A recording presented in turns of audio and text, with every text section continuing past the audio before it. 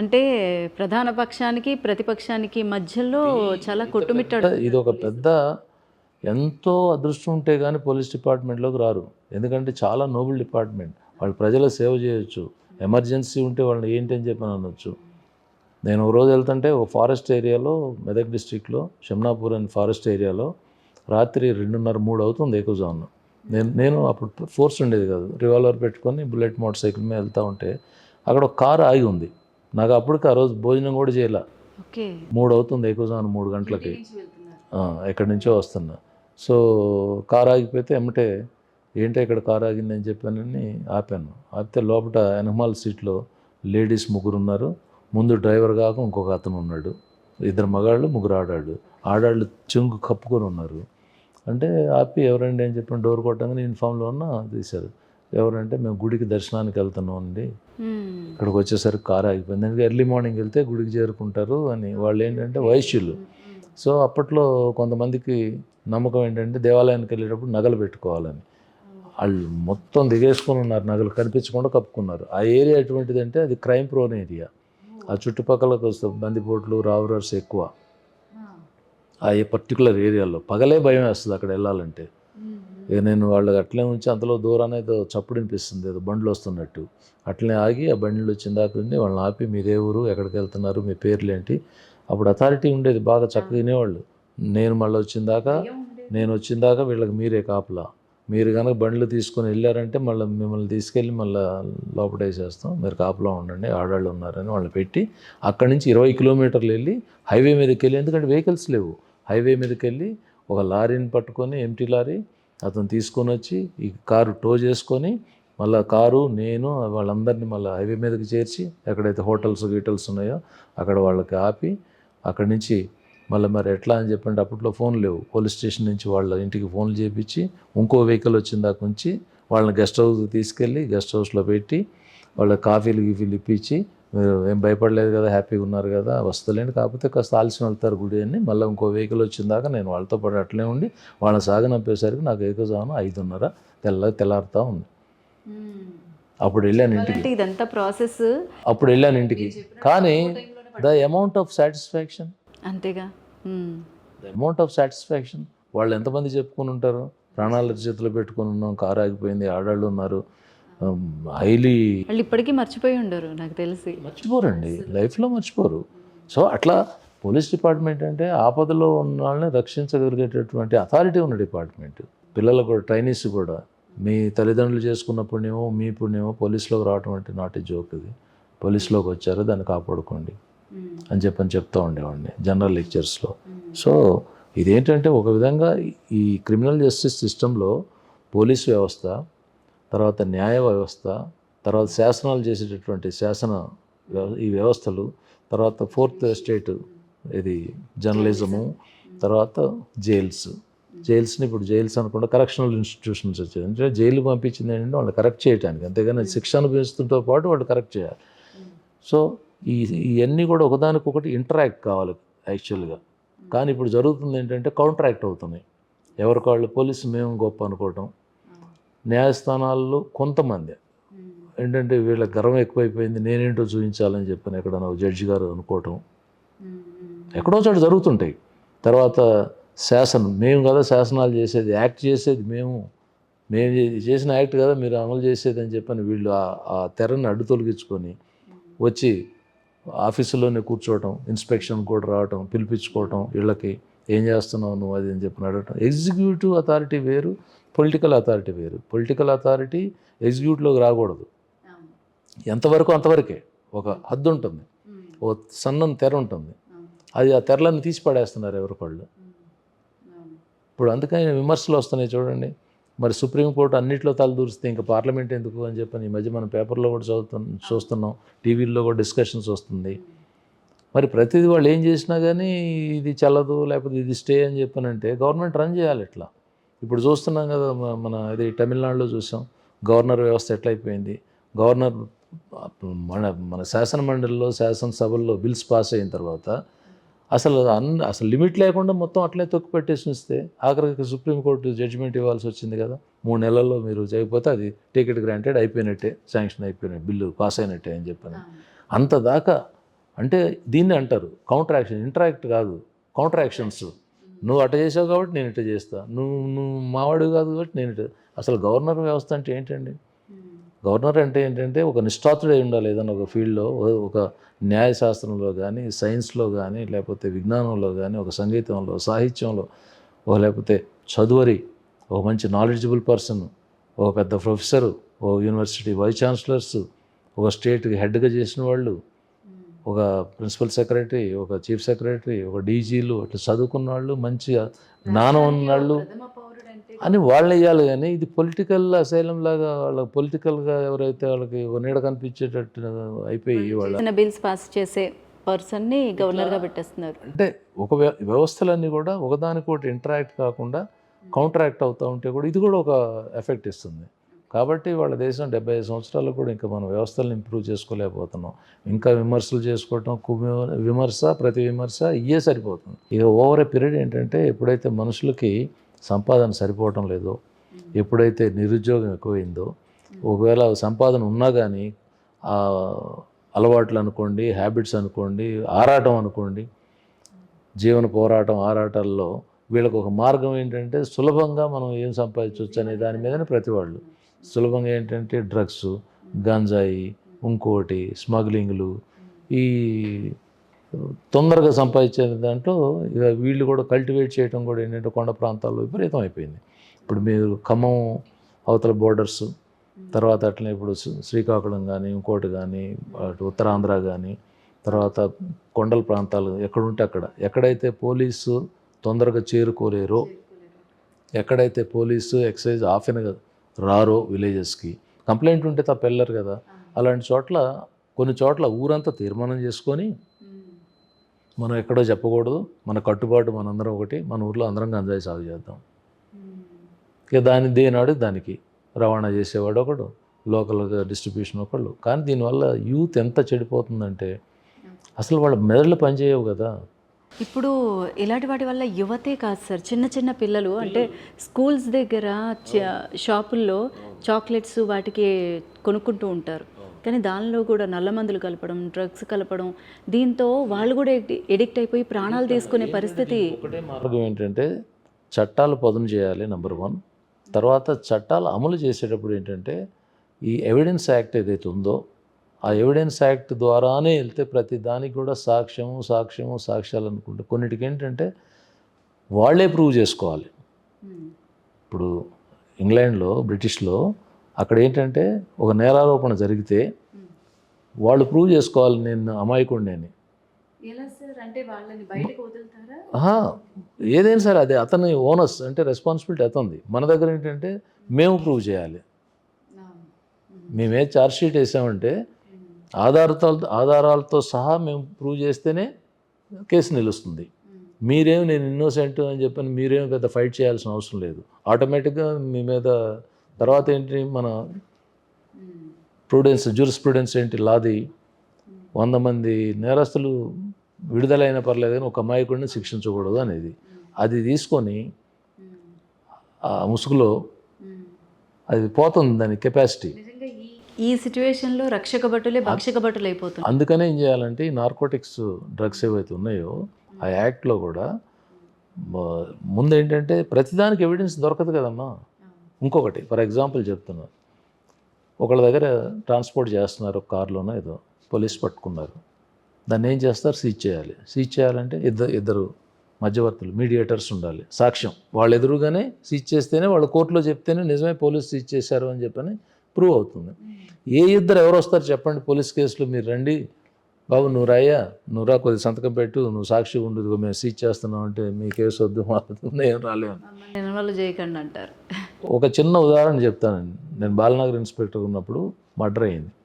Murder అయితే పంచనామా చేయాలి, inquest report రాసాం. దానికి ఇట్లే మరి ఎవరన్నా సంతకం పెట్టాలి, ఎవరు ముందు రావట్లా.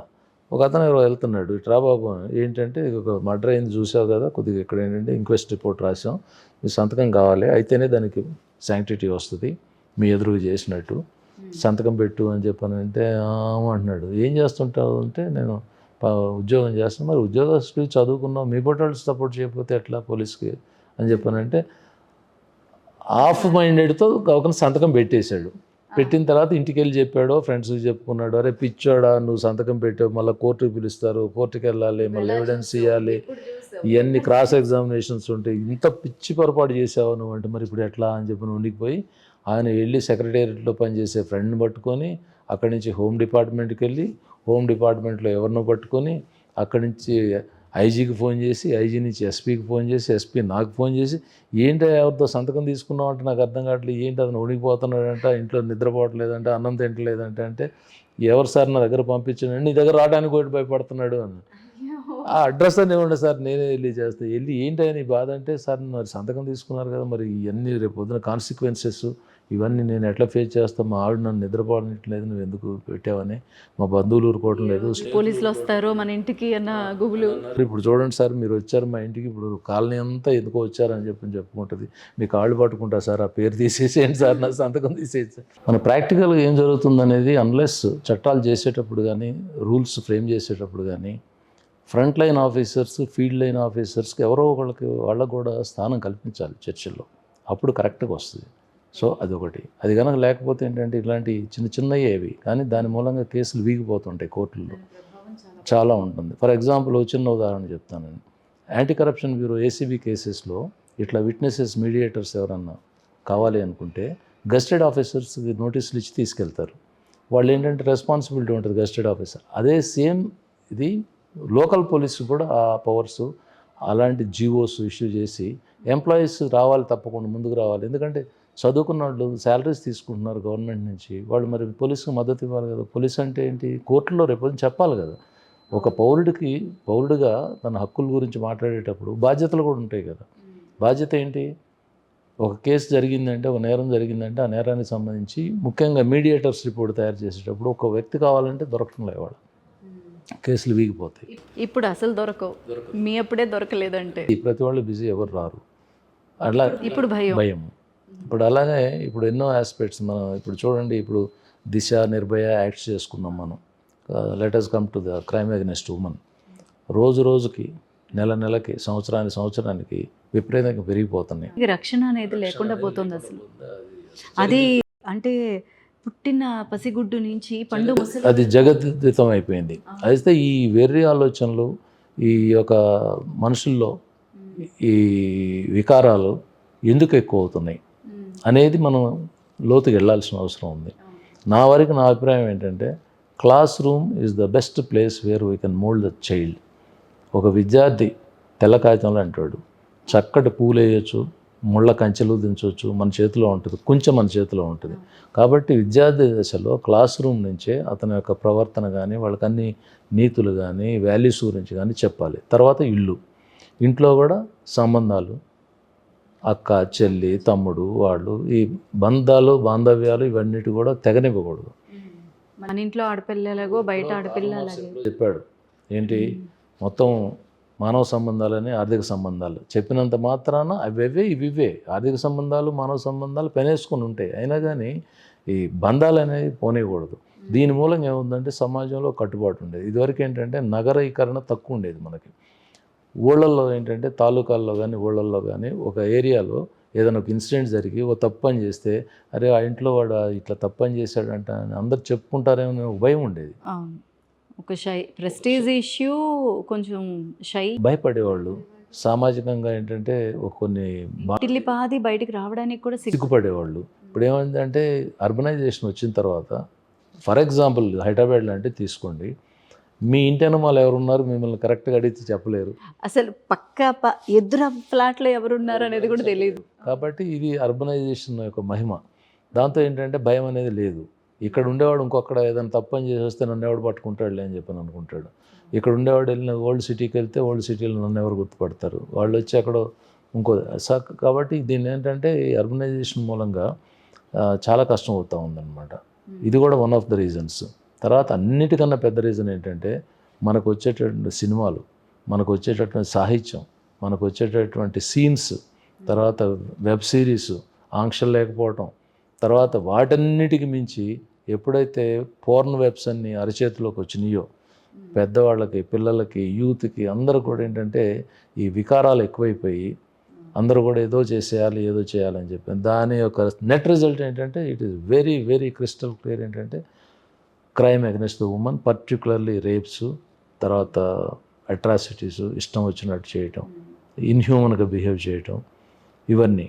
ఇప్పుడు పోక్సో యాక్ట్ వచ్చింది. అసలు నిజంగా మొన్న ఒక సినిమాలో చాలా చక్కగా చూపించారు. అంటే 18 ఇయర్స్ బిలో చేస్తే అది తప్పు, 18 ఇయర్స్ వచ్చిన తర్వాత చేస్తే అది ఒప్పు అయిపోతుంది అని. అది ఎంతవరకు కరెక్ట్ సార్ అసలు? ఇవన్నీ ఏంటంటే అప్పుడు పెట్టారు ఒక మేజర్ ఎప్పుడు అవుతారు, మేజర్ అయిన తర్వాత కిడ్నాప్ చేసినా మేజర్ కాకముందు కిడ్నాప్ చేస్తేనేమో అది కిడ్నాపింగ్ అవుతుంది, మేజర్ అయిన తర్వాత ఇష్టంతో వెళ్తేనేమో it is not a case అని చెప్పాను. తర్వాత ఏంటంటే మోడర్న్ వరల్డ్కి తగ్గట్టుగా ఇప్పుడు జడ్జ్మెంట్స్ కూడా ఏమొస్తున్నాయి, adultery is not a big deal అని చెప్పని అంటున్నారు. ఒకప్పుడు అడల్టరీ అంటే ఒకప్పుడు అసలు ఏమన్నా అసలు మొత్తం ఊరు వాడ ఒకటే కూడా కూసేయి అసలు మన కల్చరే కాదు కదా. కాదు. అందుకే ఏంటంటే కల్చర్ అనేది ఏదైనా కానీ ఒక సమూహాన్ని కానీ ఒక జాతిని కానీ ఒక భాషా సమూహాలను కానీ వీటిని సంఘటితం చేసేది ఏంటంటే కల్చర్. దానికి ఉన్నటువంటి వాల్యూ అది. ఆ కల్చర్ ఎప్పుడైతే పోతుందో వాల్యూస్ పోతాయి. వాల్యూస్ పోయిందంటే సమాజంలో ఏంటంటే అల్జడి ఎక్కువ అవుద్ది. అల్జడి ఎప్పుడైతే ఎక్కువ అవుతుందో క్రైమ్ రేట్ ఎక్కువ అయిపోద్ది. క్రైమ్ రేట్ ఎప్పుడైతే ఎక్కువ అవుతుందో పోలీస్ ఎక్కువ కావాలి. పోలీస్ ఎక్కువ కావాలనేసరికి ఎంతమందిని పెడతాం డిసిప్లిన్ లేని. సార్ ఇప్పుడు ఓల్డ్ సిటీలో పోలీసులు వెళ్ళాలన్నా భయపడుతూ ఉంటారంటారు. అసలు ఏంటి సార్ ఓల్డ్ సిటీ స్టోరీ ఏంటి అసలు? ఇట్లా ఏం లేదమ్మా, అందరూ అనుకుంటారు కానీ నేను ఓల్డ్ సిటీ కూడా మేము కమ్యూనల్ టెన్షన్స్ అయినప్పుడు కూడా 1993 ఇప్పుడు గుర్తులేదు సంవత్సరం చాలా హారిబుల్గా అయ్యాయి. మిలిటరీని దించుకొని మిలిటరీ వాళ్ళ సాయంతో మేము సప్లైస్ ఇది బియ్యం పప్పులు ఉప్పులు కూడా సప్లై చేసి అంత భీకరమైన సిచ్యువేషన్స్ కూడా చూసాము. బట్ ఏంటంటే ఓల్డ్ సిటీలో పోలీస్ వెళ్ళలేరు అనేది కాదు కానీ వాళ్ళు ఏంటంటే ఒక విచిత్రంగా అంటే ఎవరన్నా మీటర్ రీడింగ్ వస్తారు అనుకోండి, నువ్వేం చేస్తావు, రా చూసుకుందాం, నువ్వు అట్లా అక్కడ అన్ని కనెక్షన్స్ మీటర్లు ఉండవు, డైరెక్ట్ కనెక్షన్స్ చాలా ఉండేవి. వరకు మీటర్ రీడింగ్ తీసుకోవాలంటే వెళ్ళలేరు, వాటర్ మీటర్ రీడింగ్ తీసుకోవాలంటే వెళ్ళలేరు. మిగతా డిపార్ట్మెంట్స్ థ్రెట్ ఉంది కానీ పోలీస్ దెక్కను, పోలీసు ఏముండదు. అట్లే ఒక్కటే ఏంటంటే ఇప్పుడు కూడా ఇండియాలో ఏ నూక్ అండ్ కార్నర్ ఎటువంటి ప్లేస్లో కానీ పోలీస్ వెళ్ళని ప్లేస్ అంటూ ఉండదు. పోలీస్ వెళ్తారు, పోలీసుని చూస్తే భయపడతారు, వాళ్ళు తప్పు చేసేవాడు భయపడతాడు. కాకపోతే ఏంటంటే కొన్ని సందర్భాల్లో ఏంటంటే అక్కడ సత్యయ్య అని చెప్పని ఒక మా కొలీగే తో పాటు పనిచేశాడు. ఒకసారి కమ్యూనల్ టెన్షన్ అయింది. జిప్సీలు ఉండే అప్పుడు డ్రైవరు నడుపుతున్నాడు, తను ముందు సీట్లో కూర్చున్నాడు, వెనక ఇద్దరు పోలీస్ కానిస్టేబుల్స్ గన్స్తో కూర్చున్నారు. బాగా అట్టుడుగుతుంది సిటీ అంతా. తిరుగుతూ ఉన్నాడు చార్మినార్ ఏరియాలో. ఒక దగ్గర గుంపు ఉన్నారు. ఇప్పుడు అక్కడ ఏముందంటే ఆ గుంపు ఎవరనేది కాదు కదా, చెదరగొట్టాల్సి వస్తుంది. 144 సెక్షన్ ఉంటుంది, కర్ఫ్యూ ఉంటుంది. వాళ్ళు అంతమంది అలజడి ఉన్నప్పుడు, అన్రెస్ట్ ఉన్నప్పుడు, రైటింగ్స్ అవుతున్నప్పుడు ఆ సిచ్యువేషన్లో అట్లా నిలబెడితే ఊరుకోరు కదా. ఏ పోలీస్ ఆఫీసర్ ఊరుకోరు. దిగుతానే లాఠీ చార్జ్ తంతారు, పరిగెత్తిస్తారు. దిగి వాళ్ళని కొట్టాడు. వాళ్ళు ఎక్కడ అక్కడ వెళ్ళిపోయారు. ఆ గుంపు ఒక వర్గానికి చెందిన గుంపు. ఆ ఎనమాల కూర్చున్న కానిస్టేబుల్కి ఆవేశం వచ్చేసింది. మా వాళ్ళని కొడుతున్నాడు, మా వాళ్ళు, మా బ్రదర్, మా సోదరులు అని చెప్పని ఆయన ముందు కూర్చొన్నాడు. ఆయన ఎనమాల గన్తో కూర్చున్నాడు. గన్ కాక్ చేసేసాడు, వెనక నుంచి ఫైర్ చేసేసాడు. జీప్లో అట్లనే ఊరిపోయాడు. అతన్ని రిమాండ్ చేశారు. అంతైతే అతనికి మద్దతుగా ఏమంటారు దీన్ని, అతనికి మద్దతుగా వాళ్ళ ఇంటికి వెళ్ళి ఖర్చులకు ఇవ్వడం ఓ వర్గం వాళ్ళు, దాని నుంచి బెయిల్ మీద బయటకు తీసుకురావడానికి ప్రయత్నం చేయటం. ఇవేంటంటే ఒక్కోసారి ఎప్పుడన్నా ఈ ఫీలింగ్స్ వచ్చినప్పుడు ఊగిపోతుంటారు. ఆ వాతావరణం అక్కడ కనిపిస్తుంది ఇప్పుడు. సరే, ఇప్పుడు మొన్న పెహల్గాంలో ఉగ్రదాడి జరిగింది. అవును. అయితే అది సెన్సిటివ్ ప్లేస్. జమ్మూ కాశ్మీర్ అనేది సెన్సిటివ్ ప్లేసు. ఈ ఆర్టికల్ వచ్చిన తర్వాత అయినా, ఇప్పుడు ఈ మధ్య వచ్చిన వక్ఫ్ బిల్ తర్వాత అయినా, అండ్ కొన్ని వారాల ముందు అంటే కొన్ని రోజుల ముందు ఒక ఇద్దరు ఆర్మీ చీఫ్ కానీ లష్కర్ ఏ తోయిబా కమాండెంట్ కానీ కొన్ని వార్నింగ్స్ కూడా ఇచ్చారు, అది మేము వదలము అని. అయినా కూడా భద్రత అనేది సరిగ్గా పెట్టలేదు, అందువల్ల ఈ ఉగ్రదాడి జరిగింది. నేను ఇట్లా కంపేర్ చేస్తానమ్మా. ఇట్ ఈజ్ సంథింగ్ లైక్ ఇప్పుడు మనం నక్సలైట్స్ వార్నింగ్ ఇస్తుంటారు ఒక్కోసారి. మేము మిమ్మల్ని ఈ డేట్కి మేము మీ సంగతి చూస్తాం, ఈ నెలలో మీ సంగతి చూస్తాం అని. అటు మేము కొంతమంది ఆఫీసర్స్ పోగొట్టుకున్నాం. ఓకే. పోగొట్టుకున్నారు. లింగారెడ్డి అని మా కలీగ్, నేను అక్కడి నుంచి ట్రాన్స్ఫర్, నేను వాళ్ళ దీంట్లో ఉన్నాను, క్లియర్లో ఉన్నానని నన్ను తప్పించారు. ఆ లింగారెడ్డి గారు వస్తే ఎస్పీని టార్గెట్ చేస్తూ ఉన్నారు. ఆ రోజు ఎస్పీ ఇన్స్పెక్షన్. ఓకే. సో ఎస్పీకి ఇన్స్పెక్షన్ రాలా, వాళ్ళు డేర్గా వాల్ పోస్టర్స్ కూడా వేశారు. ఇక రావట్లేదు కదా ఎస్పీ అని ఇంటికి వెళ్తున్నాడు సిఐ గారు. ఓపెన్గా వచ్చేసారు, టక్కున జీప్ ఎదురుగా వచ్చారు, బస్ట్ ఫైర్ చేసేసారు, చంపేశారు. సో ఈ ఇన్సిడెంట్స్ అనేవి కొన్ని ఆపలేము. దానికి కారణం ఏంటంటే, ఫర్ ఎగ్జాంపుల్ పహల్గాం ఉంది. ఎంత ఇంటెలిజెన్స్ ఇన్పుట్ ఉన్నా ఏమున్నా కానీ ఏంటంటే, అక్కడ వచ్చిన ప్రాబ్లం ఏంటంటే మనకి పాకిస్తాన్ నుంచి వచ్చిన చొరబాటుదారులు, వాళ్ళ ముఖాలు, వాళ్ళ హావభావాలు, వాళ్ళ వేషము, వాళ్ళ భాష మన లోకల్స్ ఎవరైతే ఉన్నారో వాళ్ళతో కలిసిపోయి ఉంటుంది. కలిసిపోయి ఉంటుంది. దాంతో వాళ్ళని మనం ఐడెంటిఫై చేయడం ఎలా అనేది ఒక సమస్య వస్తుంది. బార్డర్ విలేజెస్లో చాలా విలేజెస్ పేదరికంలో ఉంటాయి. అక్కడ వాళ్ళకి ఇండియన్ గవర్నమెంట్ తరఫు నుంచి, ఆర్మీ నుంచి కూడా ఇన్ఫర్మేషన్ మనకి ఇవ్వటానికి అని చెప్పి వాళ్ళు ఉపయోగించుకొని బోల్డంత డబ్బు ఇస్తారు. అది ఒక ఆదాయం అక్కడ కుటుంబాలకి. కానీ అవతల నుంచి కూడా డబ్బులు అంతాయి. రెండు పక్కల నుంచి తీసుకునే వాళ్ళు చాలామంది ఉంటారు. సో మనకి ఏంటంటే ఇన్ఫర్మేషన్ అనేది ఎక్కడి నుంచి రావాలి? ఇన్ఫర్మేషన్ అనేది అయితే పెయిడ్ ఇన్ఫర్మెంట్స్ కూడా అవతలాడు ఇంకా ఎక్కువ ఇస్తే అటు వెళ్ళిపోతాడు. రెండో సోర్స్ ఏంటంటే పబ్లిక్ స్పిరిటెడ్ సిటిజన్స్, పౌర సమాజం, దేశభక్తో లేకపోతే నా బాధ్యత అనుకున్న వాళ్ళు, ఎవరో ఒకళ్ళు చదువుకున్న వాళ్ళు, చదువు లేని వాళ్ళు సమాచారం ఇస్తేనే పోలీసుకు వస్తుంది. సరే టెక్నికల్గా కాల్స్ ట్యాప్ చేయటం అది ఇప్పుడు నడుస్తూ ఉంటుంది, అది పక్కన పెట్టేసేయండి. కానీ మనిషిని గుర్తించాలి కదా, మనం మెయిన్ గుర్తించాలి కదా. అక్కడ ఏంటంటే చాలా డిఫికల్ట్ టాస్క్ అయిపోతుంది. తర్వాత మన వైపున కొంతమంది సపోర్టర్స్, తర్వాత బోర్డర్లో కంచె దాటడానికి మళ్ళీ అక్కడ కూడా మనం అనకూడదు. కానీ ఆర్మీలో కూడా కొన్ని చోట్ల యువతలకు దాటానికి అవకాశాలు ఉన్న దగ్గర పింక్ నోట్స్ అనేవాళ్ళు కొంత ఇవ్వడానికి అవకాశం ఉంటుంది. సరే పోండి, నేను కొంతమంది కందకాలు వేసుకొని వస్తారు అడుగు నుంచి మన వైపుకి, ఎలుకలు కనుక వస్తాయి చూడండి అట్లా. సో అందుకే ఏంటంటే ఇది ఒక ఎత్తు. మళ్ళీ ఒకవైపు నుంచి ఏంటంటే సమాంతరంగా పాకిస్తాన్లో ఎంత కరెన్సీ ప్రింట్ అయ్యేదంటే ఇదివరకు, దాంతో ఏంటంటే ప్యారలల్ ఎకానమీ వచ్చేసరికి మనకి ఇన్ఫ్లేషన్ ఎక్కువైపోయింది. అందుకే మొన్న వన్ ఆఫ్ ద రీజన్స్ నోట్లు ఒకేసారి డిమానిటైజేషన్. సరే ఎంతవరకు సక్సెస్ అయిందనే అది వేరు. ఇప్పుడు ఎప్పుడే కానీ ల్యాబొరేటరీ కండిషన్స్ వేరే ఉంటాయి, ఫీల్డ్ కండిషన్స్ వేరే ఉంటుంది. హైపోథసిస్, ఊహాజనితం ఏంటంటే హైపోథసిస్ మేధావులు చేస్తారు, ప్రాక్టికల్గా వచ్చేసరికి దాని రిజల్ట్ వేరేగా ఉంటుంది. సో అట్లా కొన్నిసార్లు మనం అనుకున్నది కావచ్చు, కాకపోవచ్చు, బట్ ఆలోచన కరెక్టే ఉంటుంది. సో ఇవన్నీ కూడా ఏంటంటే మూల కారకాలు అనమాట, మనం ఎందుకు ఫెయిల్యూర్ అవుతున్నాం అనేదానికి. తర్వాత ఇప్పుడు హైదరాబాద్ ఉంది ఫర్ ఎగ్జాంపుల్.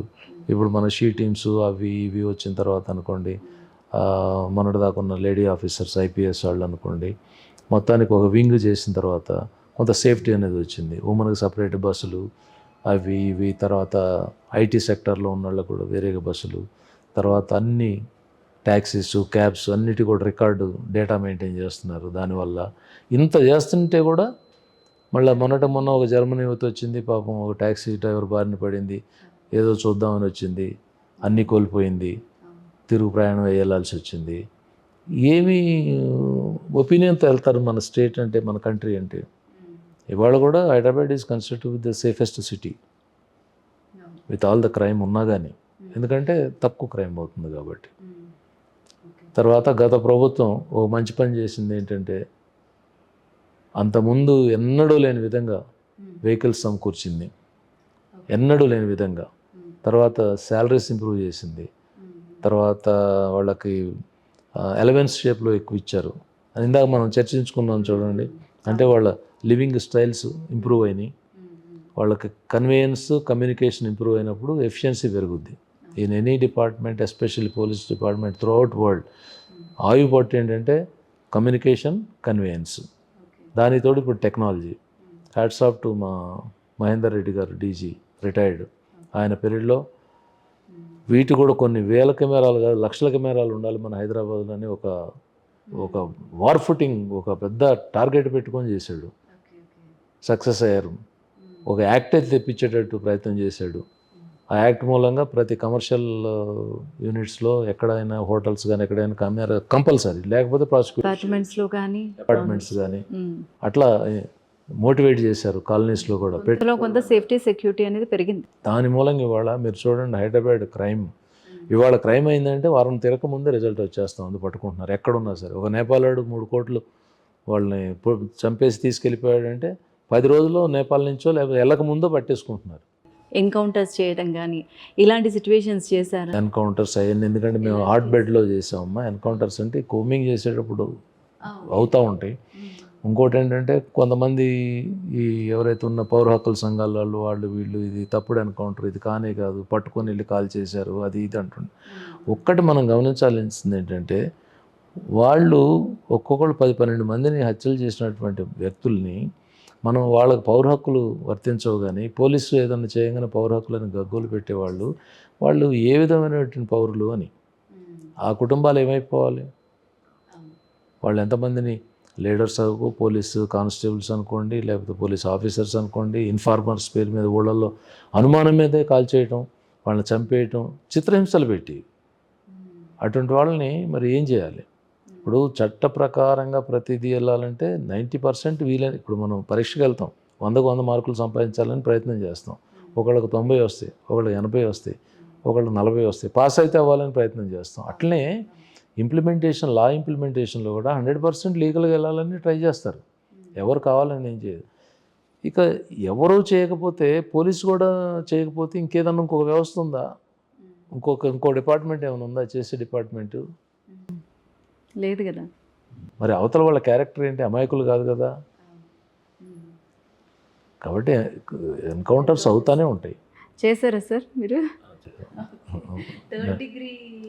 థర్డ్ డిగ్రీ వెనకడికి ఇదివరకు ఉండేదమ్మా, 100% వాస్తవం. అదేంటంటే బ్రిటిషర్స్ నుంచి మనం పుణికి పుచ్చుకున్నది ఏంటంటే థర్డ్ డిగ్రీనే, ఏది కలోనియల్ దీని నుంచి. అది మెల్లమెల్లగా ఓవర్ ఏ పీరియడ్ రిఫార్మ్ అయ్యారు. ఇప్పుడు ఫ్రెండ్లీ పోలీస్ అంటున్నాం. కొంతమంది ఇదేం ఫ్రెండ్లీ పోలీసు, ఎవరితో ఉండాలో ఫ్రెండ్లీగా వాటితోనే ఉండాలి కానీ ఏం చెప్పాను. మరి దొంగను కూర్చోబెట్టి దొంగారు మీరు చెప్పండి అండి, నీకు నా దండం పెడతాను, మీరు చెప్పండి అండి అంటే వాడు చెప్తాడా? కాబట్టి కొన్ని ఏంటంటే కొద్దిగా కోర్సు మెథడ్స్ అంత చేయాల్సి వస్తుంది. సార్ ఇందాక ఆల్రెడీ చెప్పారు, బట్ టోటల్గా మనం చూసుకుంటే రివార్డ్స్ ఎన్ని అందుకున్నారు, అవార్డ్స్ ఎన్ని అందుకున్నారు? మొత్తం 70 దాకా రివార్డ్స్ అండ్ అవార్డ్స్ ఉంటాయండి. 70 వాటిలో అప్రిసియేషన్ లెటర్స్ ఉన్నాయి, తర్వాత యాక్చువల్ రివార్డ్స్ ఉన్నాయి, తర్వాత నేను ఇందాక చెప్పినట్టు బెస్ట్ పోలీస్ ఆఫీసర్గా అట్ వేరియస్ ర్యాంక్స్, సబ్ ఇన్స్పెక్టర్గా, సర్కిల్ ఇన్స్పెక్టర్గా, డిఎస్పీగా కూడా బెస్ట్ ఆఫీసర్గా ఎక్కడ పనిచేస్తే అక్కడ రివార్డ్స్ తీసుకున్నాను. అండ్ నాకు కలెక్టర్స్ సన్మానం చేశారు ఎంతోమంది. ఊర్మిళ గారు, Duvvuri Subbarao, governor reserve bank of India, ఆయన వైఫ్ కలెక్టర్గా పనిచేసింది. సో ఆవిడ నన్ను ప్రత్యేకంగా సన్మానం చేసి ఒక అవార్డు ఇచ్చింది. ఎస్పీ గారితో సంబంధం లేకుండా ఒక జిల్లా హెడ్గా నేను దిస్ ఈజ్ మై ఇంప్రెషన్ అని. తర్వాత ఆవిడ ప్రిన్సిపల్ సెక్రటరీ ర్యాంక్ అయినప్పుడు ఐ వాజ్ సీనియర్ ఇన్స్పెక్టర్. ఒక 25 సంవత్సరాల గ్యాప్తో మళ్ళీ ఎక్కడో కలిస్తే దగ్గరకు వచ్చి, లక్ష్మీనారాయణ ఎలా ఉన్నావు నువ్వు, after so much of time మార్పు వచ్చింది, అది ఇదని షేక్ హ్యాండ్ ఇచ్చి చేయొదలకుండా అందరి ముందు. సో అటువంటి వాళ్ళు మాకు ఎంకరేజ్ చేశారు. తర్వాత గవర్నమెంట్ నుంచి, డైరెక్ట్ గవర్నమెంట్ నుంచి కూడా నేను అవార్డ్స్ తీసుకున్నాను. సార్ మీరు లాస్ట్లో అంటే పోలీస్ అకాడమీకి ట్రైనింగ్ కూడా ఇచ్చారు కదా? నేను నా ఫేవరెట్ అండి అది. నేనేంటంటే నాకు టీచింగ్ అంటే చాలా ఇష్టం. అలాంటి వాళ్ళని తయారు చేసే తర్వాత కూడా కొన్ని రోజులు గెస్ట్ ఫ్యాకల్టీకి వెళ్ళాను. నేను డిపార్ట్మెంట్లో ఉన్నప్పుడు కూడా నాకు పబ్లిక్ రిలేషన్ అనేది నాకు చాలా ఇష్టమైన సబ్జెక్ట్ కాబట్టి నేను సెయింట్ ఫ్రాన్సిస్ గర్ల్స్ ఉమెన్ కాలేజెస్కి, సెయింట్ యాన్స్కి, సెయింట్ ఫ్రాన్సిస్కి అండ్ ఏ ఇన్స్టిట్యూషన్ ఎక్కడ ఛాన్స్ దొరికితే వాళ్ళు నన్ను పిలుచుకునేవాళ్ళు గెస్ట్ లెక్చర్స్ ఇవ్వడానికి. అట్లే రిటైర్ అయిన తర్వాత కూడా గెస్ట్ ఫ్యాకల్టీగా వెళ్ళి లెక్చర్స్ ఇచ్చేవాడిని. తర్వాత మానుకున్నాను నేను. ఇంకా ఫ్రీ లైఫ్ అన్నమాట. హాబీ ఏంటంటే ట్రావెలింగ్, తర్వాత reading books, listening to music and meeting new people at new places.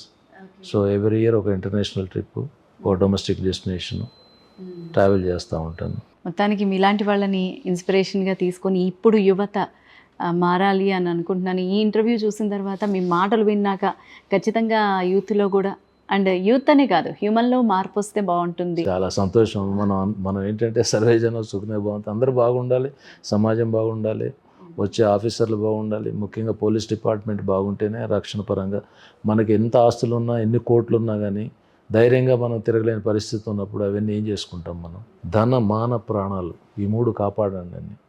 మనిషి యొక్క ధనం, ఆయన యొక్క ప్రాణం, వాళ్ళ యొక్క మానం, ఈ మూడింటికి రక్షించడం అనేది చాలా అద్భుతమైనటువంటి ఉద్యోగం అని చెప్పి నేను ఇప్పటికీ అనుకుంటాను. నేను ఇప్పుడు కూడా అందుకని నా డిపార్ట్మెంట్ అంటే I love the department. Okay, I have been loving, I am loving and I will love the department. Okay okay sir. Sir చాలా వాల్యుబుల్ విషయాలన్నీ కూడా చెప్పారు. Thank you sir, thank you very much. నేను కూడా thank you very much for this evening.